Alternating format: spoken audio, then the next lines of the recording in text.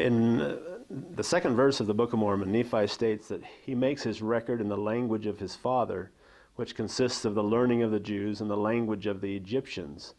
Both Hebrew and Egyptian are mentioned again at the end as Mormon and Moroni attempt to complete the Book of Mormon record. And then in Mosiah, we learn that Lehi, having been taught in the language of the Egyptians, could read the engravings on the brass plates. There is linguistic evidence that ties Mesoamerica to the Near East as well. The Nineates. Brian Stubbs, who is a Latter-day Saint and is an expert in the Uto-Aztecan languages, has been comparing them not just with Hebrew, but with languages cognate to Hebrew, such as Arabic. And he has concluded that there are a lot of remnants of the Hebrew language that one can find in the Uto-Azteco language. As a linguist, I have found considerable evidence of Hebrew and Egyptian in at least one language family, Uto-Aztecan. I have not yet published my findings for the linguistic community. The Uto-Aztecan language family is a language, about 30 related languages that are descended from what linguists call Proto-Uto-Aztecan. Their geographic location ranges from Idaho in the north to Mexico City in the south, basically. There are a few dialects in other places. About half of them are in the southwest United States, the other half are in Mexico.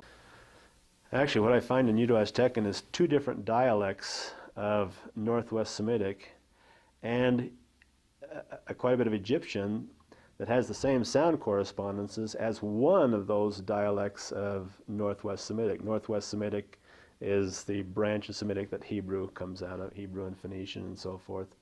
Now that's extremely interesting because that's exactly what the Nephite merger would be, is this merger of two different dialects of Northwest Semitic, one of them having a significant amount of Egyptian in them. And so it's extremely consistent, in fact so consistent that the probability of that happening by chance would be very low. Another thing we need to keep in mind about the Mulekites is that we don't know how they got here, except they obviously crossed the ocean somehow, but the Phoenicians were the prominent seafaring people of that time near Palestine. And in fact, the fact that the people of Mulek named their main waterway the river Sidon, well, Sidon is a major port city of the Phoenicians. We do have archaeological evidence that Mesoamerican peoples actually did move north and settled in the American Southwest, mostly in the area of Arizona, New Mexico. Chaco Canyon, for example, in New Mexico, there's evidence of two different cultures living there side by side. And one of these is very close to what we find in Mesoamerica. They build the same kind of structures, they use the same kind of pottery, and so on. The Book of Mormon also talks about the two remaining sons of the first Helaman, who actually left and went to the North Country. We have others going to the north. We have the Gadianton robbers at one point going to the north. First of all, it might be good to know that Uto-Aztecan is not really all that far from the Mayan area. In fact, some dialects, Aztecan dialects, are actually south of Mayan areas. Some Pipil is located in various places around the Mayan area. In fact, most Uto-Aztecan languages are located in what most LDS archaeologists would consider to be the Nephite land northward. In other words, in Mexico and then perhaps further north of that in the United States.